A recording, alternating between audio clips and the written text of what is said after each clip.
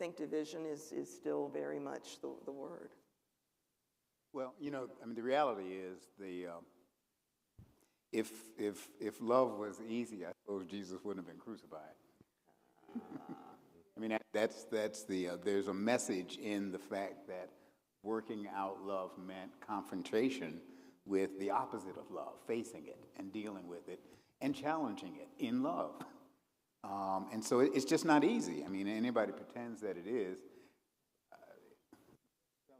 they're selling you something. There we go. That was just to emphasize the point. Well, there we go. But yeah, and so part of what I'm very aware of is that this isn't a solitary endeavor. That living a life that seeks to be unselfish, which is really what sacrificial means. Sacrificial doesn't mean beating yourself up. It means to live unselfishly. And to do that, you can't do that alone. And actually, if you look at the people, I didn't notice it until just now, all of these people in the film live in, except one, I think, and they're in some kind of community, some group of people who nurture and support them and make it possible for us to live against the current. Sometimes against the current of my own self-interest, but sometimes against the cultural, societal current. That's not hard. That's not easy to do. That's hard to do. And yet, the truth is, it's the only thing that works. I mean, as difficult as it is, the opposite is unthinkable.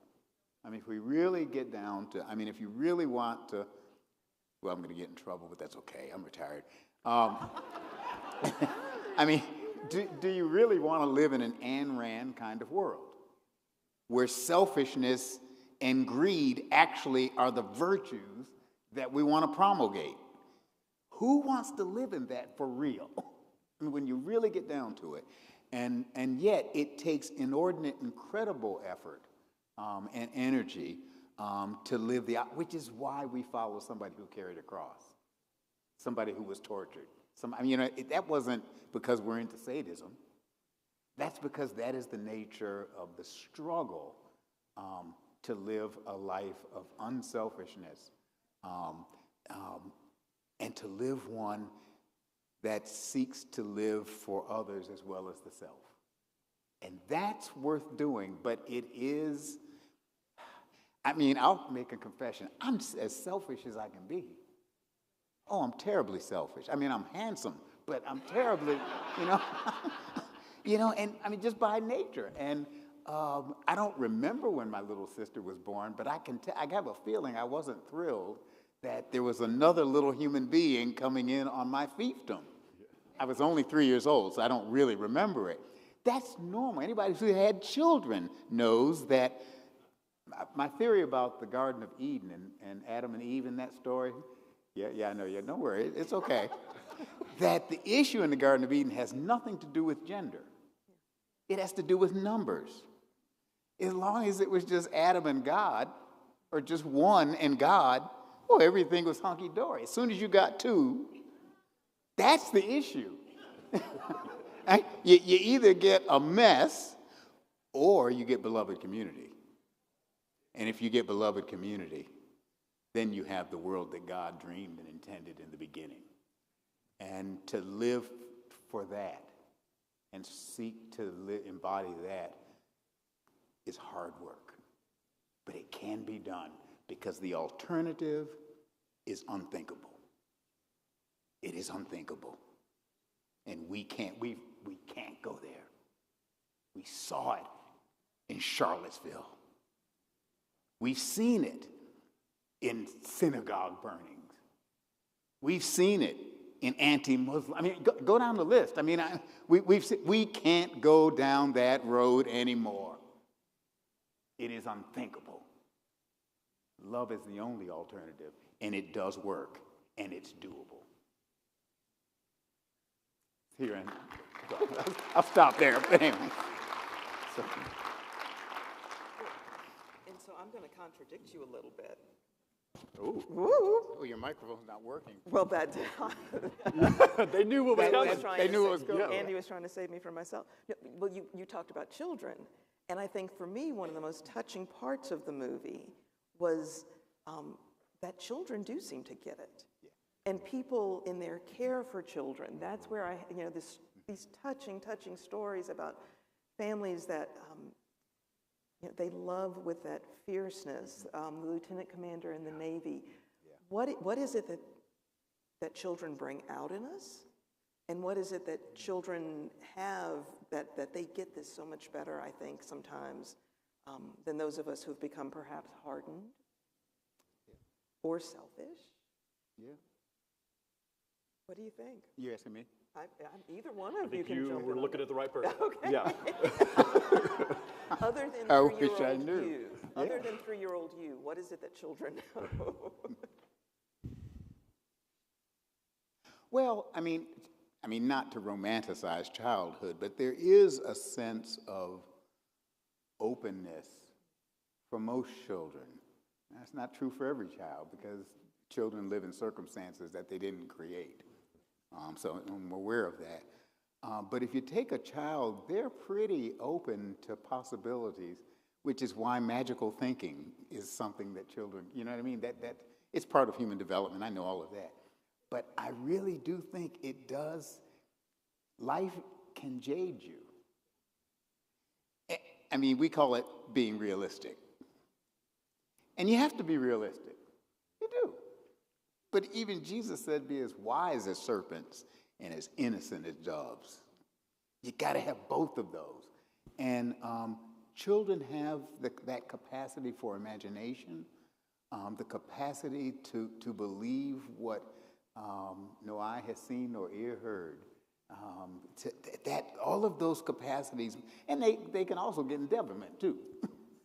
But those capacities make them open to grace, which is what can help you get over that amazing grace, how sweet the sound that saved a wretch like me. That openness, which may be born of innocence, I don't know. I'm not a child psychiatrist, so I don't know. May well be the gateway to the energy that's necessary to live the unselfish way of love.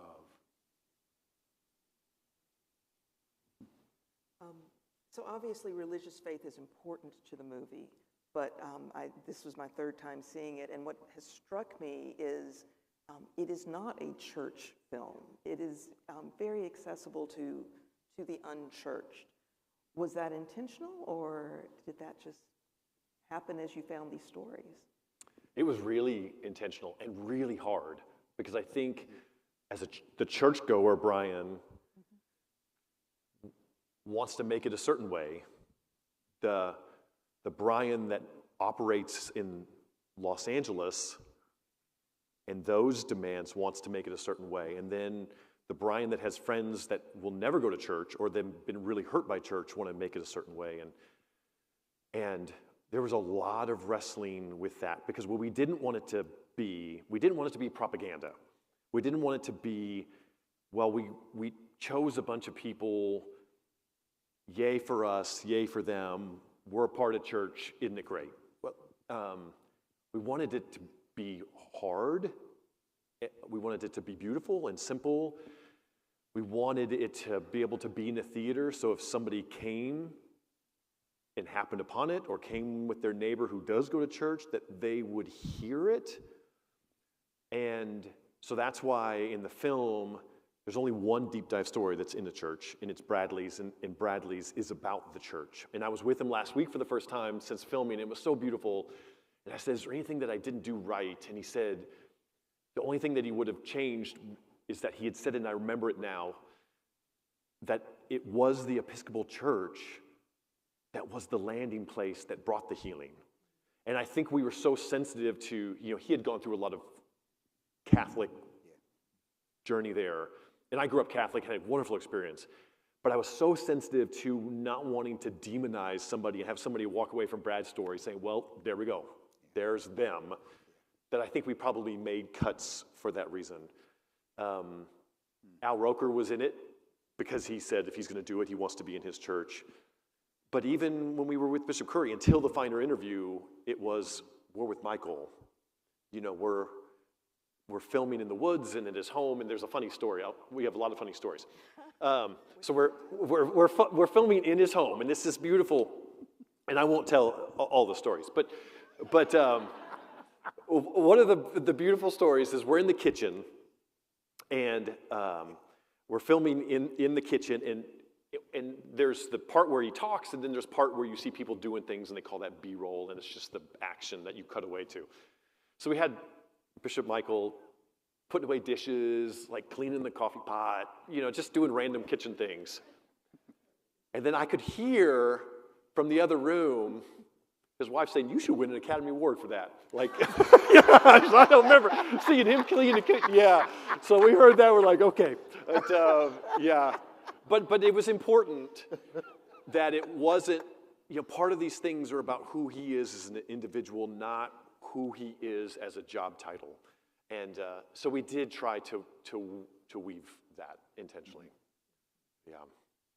Could you talk a little bit about the other stories you found? Because I remember from our interview, you didn't set out to talk to as many people as you ended up talking to, and you didn't know who some of those people were till you got there. Yeah. It was really important to us that this is not a dissertation on love. Like, these are not people selected because they're experts on anything. In fact, of the 14 deep dive stories, I think we only had 5 that were scheduled when the 8 crew people met up in Minneapolis with 3 vans and just started driving.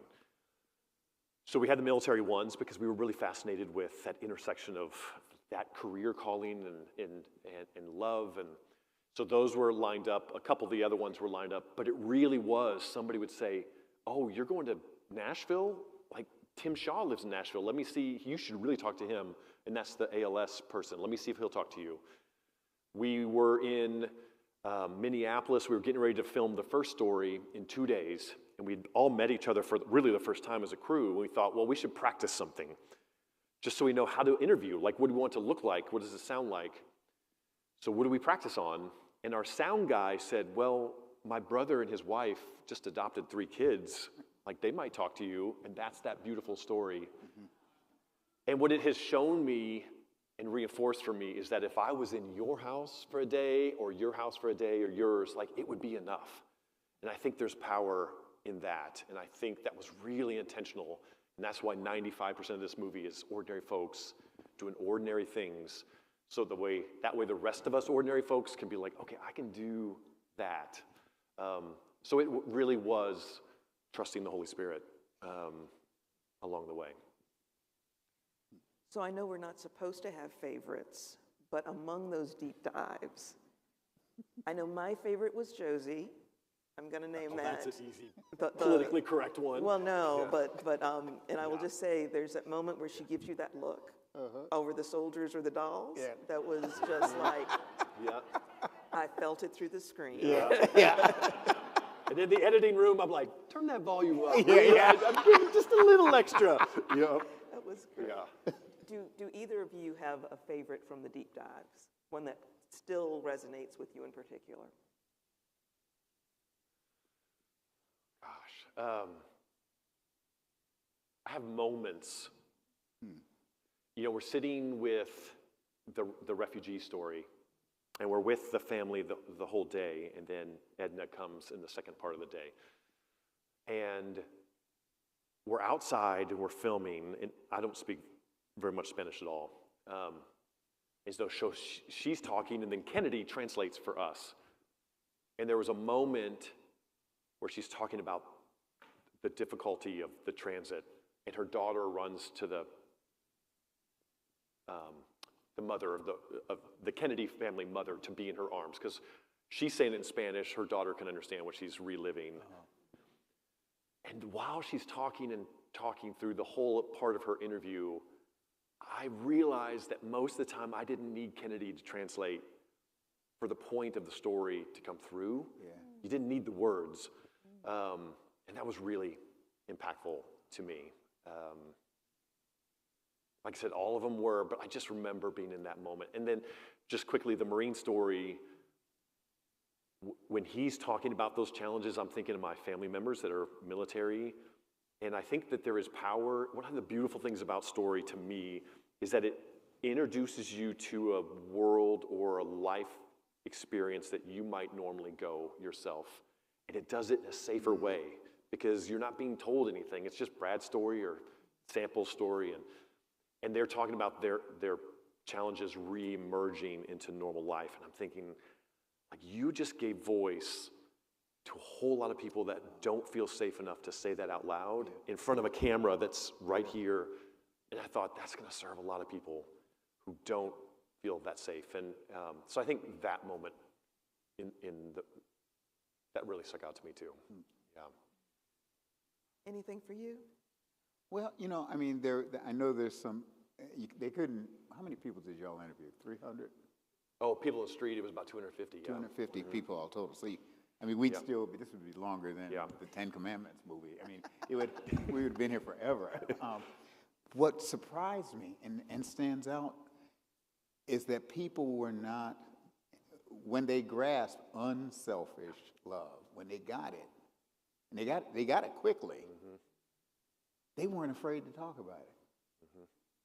And sometimes we in the church are afraid to talk about it because we think people have heard it too much. The reality is they haven't.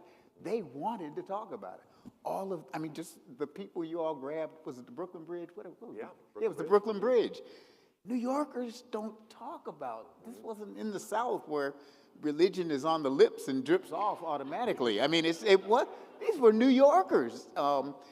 People who would walk over you. I got to tell you, when I first got elected presiding bishop, I kept running into people in New York because they run fast. I mean, they walk fast, and I kept stumbling, and I would hold the door for people, and 20 people would come through, and it was. So to get New Yorkers to talk about love as passionately as they did is stunning and remarkable, and it says something about our deepest hope and deepest possibilities. I mean, that was some of the hopeful stuff in there was the fact that they were willing to talk. I mean, even the famous people who did, you know, the famous ones, which you held to the end brilliantly, they wanted to do this. They actually wanted, they said, nobody ever asked us about this. And they wanted to do, which tells us something. Sometimes we're afraid of the good news.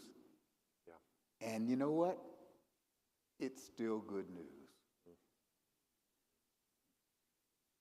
So the willingness of people to talk to people on the street, because that also struck me. It's if someone comes up to me on the street with a microphone and a camera and says, I want to talk to you about love. Well, yeah. But what else about this surprised you or struck you as not how you expected it might go? Well, I wasn't as surprised, partially because I had after the royal wedding, I had more conversations with people and more conversations with people, I mean, on airplanes and wherever I was. And one of the most consistent things that I heard, which is what attracted me to the movie, was the number of people who were not coming, I don't think, out of a Christian or necessarily a religious background, who said, I didn't know that Christianity was about love. Oh. Wow. That was a piece of data I didn't see that. I mean, I didn't see that one coming. And so to see people willing to talk about love, I said, wait a minute. I mean, it's out in the Bible. I mean, that's clear. But this is the most ecumenical interfaith. This is human. It cuts across all, you know what I mean? Everybody wants to be loved. I mean, you know, when you're loved, it feels good. And there's a reason for that. We were made for that. I think the Bible says God is love. I could be wrong now. Y'all check me. But there's something deep about that that's not just kind of shallow and, you know, nice and all that kind of stuff. There's something really deep about that touches us regardless. It moves beyond all our religious traditions, all our political ideologies. It goes deep. And I think that's why New Yorkers responded to it. And that's a tough crowd. and they, Oh, can I add something to that?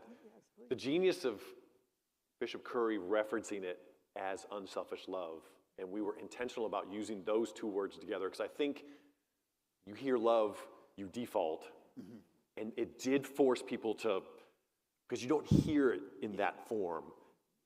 And so it forced people to get out of, well, I think I know what they want me to say, so I'm going to say it because the camera's on, and like, okay, I got to think about this a little bit. So that was beautiful, and that was us just taking his words out.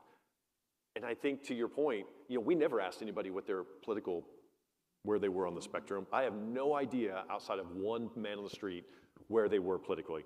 We never asked them if they attended church. We never, because it wasn't about that. And across the board, there's skepticism, as you said. And does anybody know the Borat movies? Ever heard of those movies? So the whole point of that is that they film you on the street, make you look foolish. And so I think everybody's hyper skeptical when the camera, because it's a big, but as soon as they believed that we were about what we were about, whether they agreed or not, then they talked. And across, all over the country, the first sense was, you want to know what I think? Yeah. Right? The whole world's telling me what to think, and you want to know what I think, and then the vulnerable things. And I think there's power in that individually and in our church work, and people desperately, they want to be heard, and so I think there was power in that, to just give them a voice. Yeah. Well, and you asked them, perhaps to me, one of the hardest questions was, you, perhaps in the B-roll, perhaps it was trimmed, you don't ever say it's 1 Corinthians. No. But you ask them to say, what speaks to you? Love is patient, love is kind. So let me turn that question on you two. Oh, geez. Oh. If you're going to look at 1 Corinthians, which one strikes you? What strikes you? Now I'm running through them in my head. Love is patient, love is kind. It does not envy. It does not boast. It is not proud. It does not dishonor others. It is not self-seeking. It is not easily angered. It keeps no record of wrongs. Love does not delight in evil, but rejoices with the truth. It always protects, always trusts, always hopes, always perseveres. Love never fails.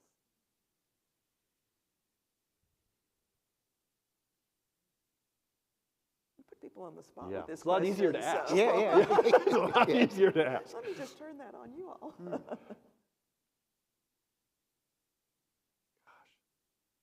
It honestly makes me a little emotional thinking about it. I'm reading through those and thinking about the world today that we're living in. And I had this beautiful conversation with the gentleman. I think that's going to ask a question in a little bit out in the hallway. And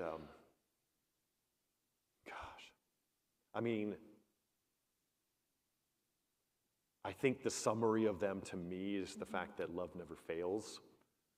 Those are all the doings and the things that it shouldn't be and it doesn't do. But I think you're right that it can't, right? It can't. So maybe love never fails for me. I was going to say that. It's a good I really was. It's a good answer. Yeah. Well, thank you all for coming. And Yeah, that's recorded, right? That was recorded. Yeah. I am going to encourage anyone who has a question to make their way to the microphone because we have just a few more minutes before we wind up this conversation. Yes, indeed. Is that David Bland? You got it. All right. Well, having seen the film for the second time, I saw it for the first time. Incredible, emotionally driving. And the question I have, not just for you all, but I would really like for your recommendation. How do we make this document available and used in a completely open interfaith effort? If we don't bring all our faiths together, I don't care how great the Episcopal Church is, we ain't going to get it. So what do you all think about how we bring the Jews, the Christians, the Muslims, the Wiggins, the whole banana, how do we bring them to see and interact? That almost felt like a plant. 'Cause here's how you can help. So thank you for that. So the film is available, so logistically, the film is available for rent in all those platforms. Anywhere you can rent it, the Avengers, you can rent the film. And we purposely told the distributor it's $5.99, and there's no price difference to host 400 people at a community center to do that. And that was really important to us. So we did not want a price point to keep it away from people. I think that word of mouth is the most powerful thing. When we say something, it sounds like it's propaganda because they're the filmmakers. When you say something and you tell somebody in Denver and you say to your folks across the street and they see it, that's how this works. We're never going to have the $100 million marketing campaign that Hollywood has for vampire movies. So it really does become the power of word of mouth. We are going to be together in February, I think, at a very large temple, Jewish temple, that's going to do the same thing in that space in Chicago, the largest temple in Chicago, right? And I've been invited by, I think, 5 different denominations in the last 45 days to come be a part of screenings. And colleges, I just found out Notre Dame used it at the university as a university-wide conversation of how do they live together and navigate these times. It's through community. I mean, it really is. And so I will give you a little, this is not emotional, but there's some logistical things so you know. On the website, there are a whole bunch of free tools to use, and we didn't create these, so these are good. Yeah, so I'm not, they're free and available for download. So there's a guide for religious houses that want to break it up. And some churches, I was in Cincinnati a couple days ago, and they've done it over a 7-week period, 1 chapter at a time, so they could really unpack it. This is broken down by chapter, and it's free, and there's a few on the table out there. One of the other things that's been really beautiful is our CFO is a very right-brain, finance, logistics guy. And so he was thinking about this as we were putting it together, and he's got the whiteboard that he works from every day of what are the tasks to do. So he said, I'm going to put on my whiteboard every day to seek an act of unselfish love. And what he found is by day 10, it became a habit. So there's a bunch of these on the tables. This is just a 30-day journal with the prompts to invite people, and all of you can take one, to what does that look like every day to do the things that Bishop Michael's, and you start seeing it differently. There's the same thing as discussion guide. An educator saw the film and he's like, this needs to be used in schools. We were just at the National Episcopal Association of Schools last week. They're going to start using the schools. There's a discussion guide for your youth groups for free. These are outside on the table. They're all free. It's word of mouth. It really is. I had something really beautiful and I forgot it.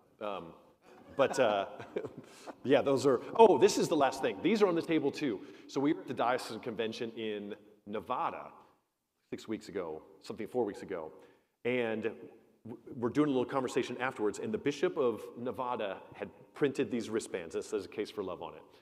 And she said, here was the directive. So she passed one out to everybody at the convention. Here's the directive. Put one on your wrist, and every time you see or create an act of unselfish love, switch wrists, and you will start seeing the world differently. So I asked if we could steal it, and she said yes. So we bought a bunch. So those are on the table. They're free outside as well. We're trying to create every tool that we can come up with that helps. So if you have ideas, the whole point of this is to be of service. There was a school in Fort Lauderdale, secular school, middle school, that brought us out, and they said, the social dynamic in the school is unlike anything they've seen in years. It is really pretty toxic. So they only used 8 minutes. They only used the man on the street things because they're middle school kids and they're not going to sit through So I would just invite you, like whatever way that might look. You know, a couple days ago we were brainstorming what would it look like if we did a national call to have screenings across the country on Inauguration Week to counter that kind of narrative, for all of us to be together. So they're reaching out to national cathedrals to see if Randy might be the anchor for that, and we might just use the opening in the last chapter for that. So it's any ideas, like we are open to those. Great, wonderful. We are very close to being out of time, and I did want to ask the two of you, what haven't I asked? Oh, could you go to a microphone, please? So we can hear the question. Thank you. I thought he was we're done. Yeah. I'm watching the clock, and we are almost Well, we done. get to keep going. This is great. Yeah. Tell Christy. Is that Chip? Bishop Curry, Chip Edens. Oh, it is him. So good to see you. Good to see you, man. Let's go back in time for just a minute if we can. Trinity Wall Street, 1997. You were the preacher. The theme was acquiring a listening heart. It was Frank Griswold's first moment, and you were the preacher. In your sermon, I don't remember any of my sermons, but I remember this one that you preached. Our salvation is in our story. Do you remember that? Yeah, I do. Yeah. So, as we think about the next many years in a growing, skeptical, hurting, secular world, what's the story that you want us to tell that will be our salvation? And I'm going to, we've known each other for a little while. So I'm going to tell you to not say it's all about love. So, But it is. I know it is. I know it is. But Yeah. with all that you have seen and been through and all the different places and spaces, that story was so convicting. Do you remember that sermon that you preached? I remember. About holding him. This is who I am. This is who you really are. So what does the church think it is? And who do you think the church really is? And what's the story we need to tell to a hurting world?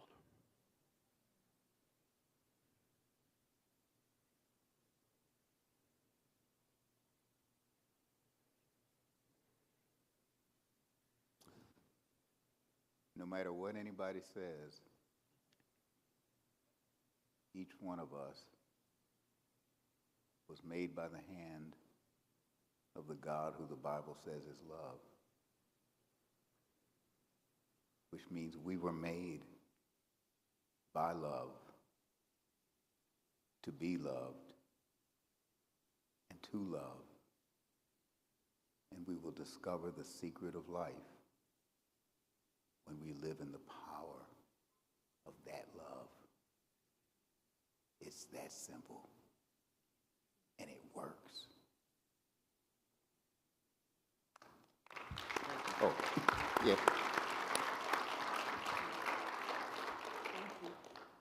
I'm going to ask if either of you have anything I've not asked, that's not been asked by folks here, that you want folks to take home with them.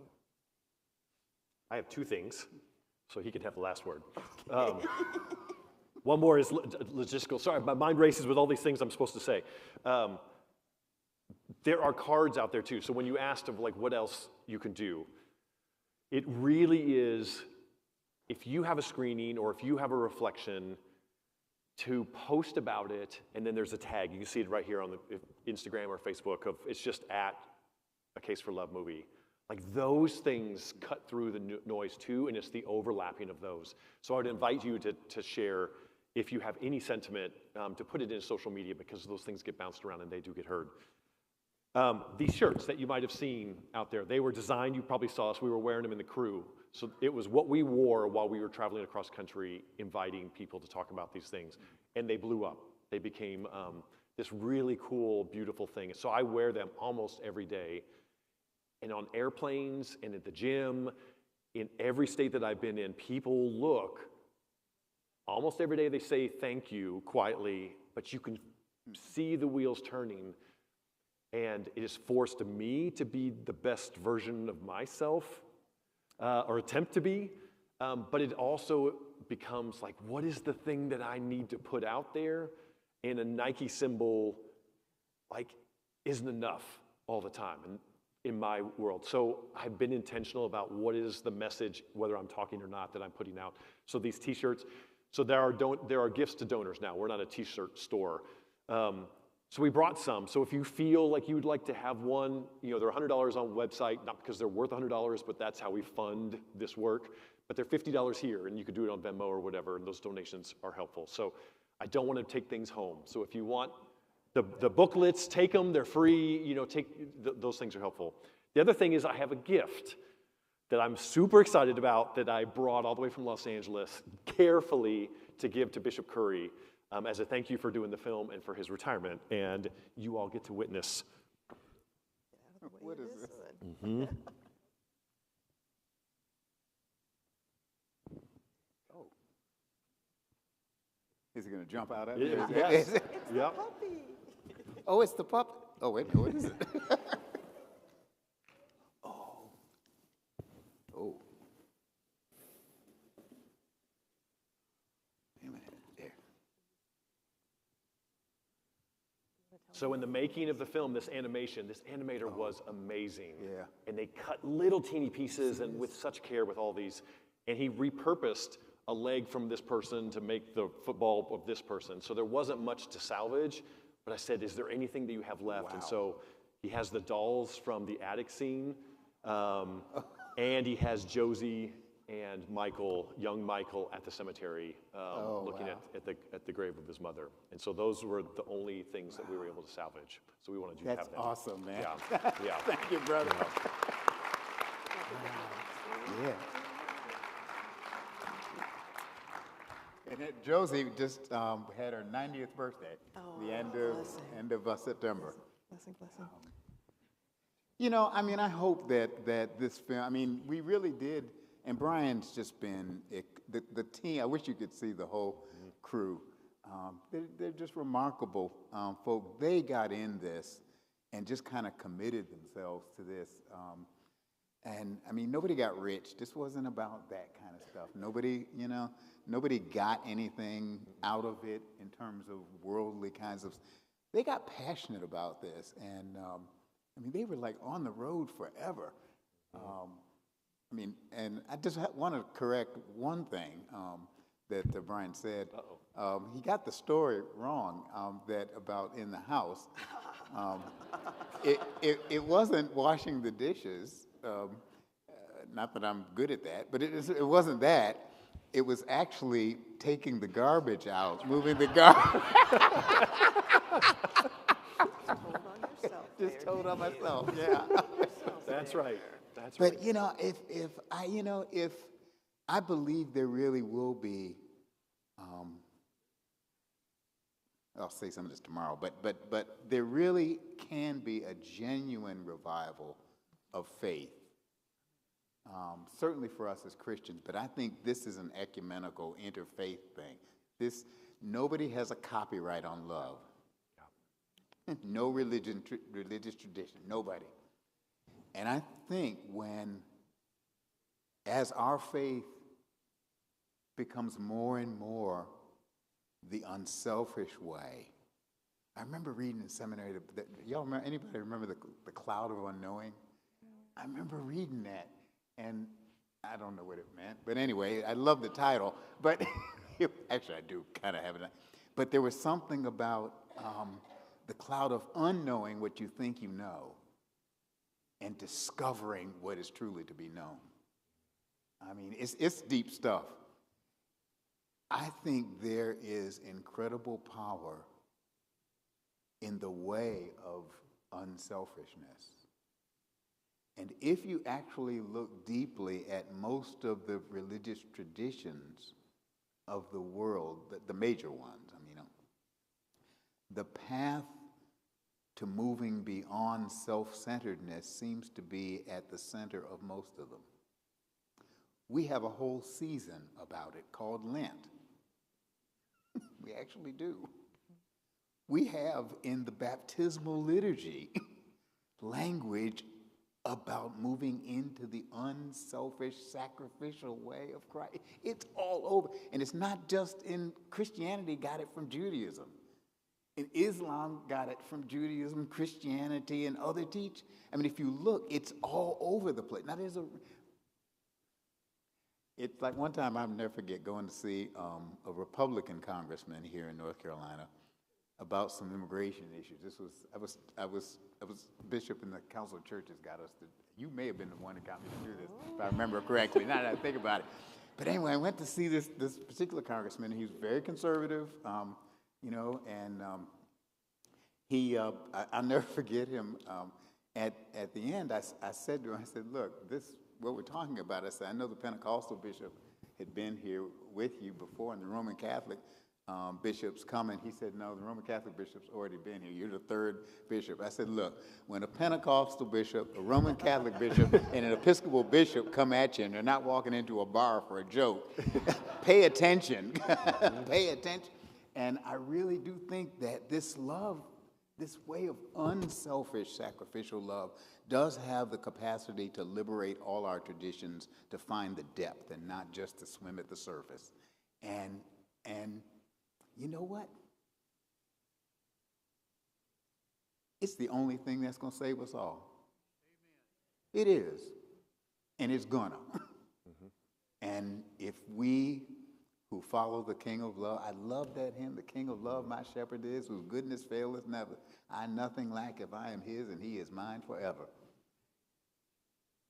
If we who were church folk do that, the world will believe. The world will believe. And that's probably good enough for any church or any religious tradition to help us believe again in the power of love and the source of that love. So thank you all for sitting through this evening. Thank you so much. Thank you all for being here. Yeah.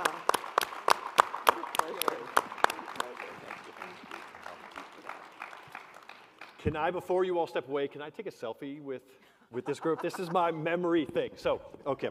I didn't wait to see if you said yes. But so I'll do it two different ones because this is a big group.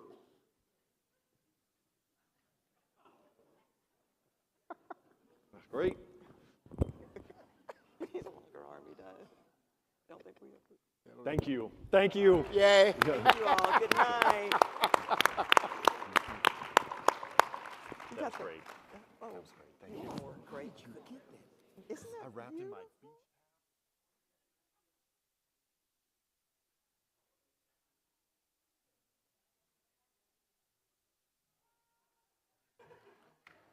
beautiful? Thank you all for coming. Special thanks to Alita Payne and Brian Ide and Bishop Curry. And as you're making your way out, I did want to make an announcement. Someone new to the diocese is here tonight, the new director of Episcopal Farm Worker Ministry, Mauricio Chenlo is here. Mauricio, can you wave if you're in the, or he may be at the farm workers booth, but if you could stop by and just say hello and welcome him to our diocese.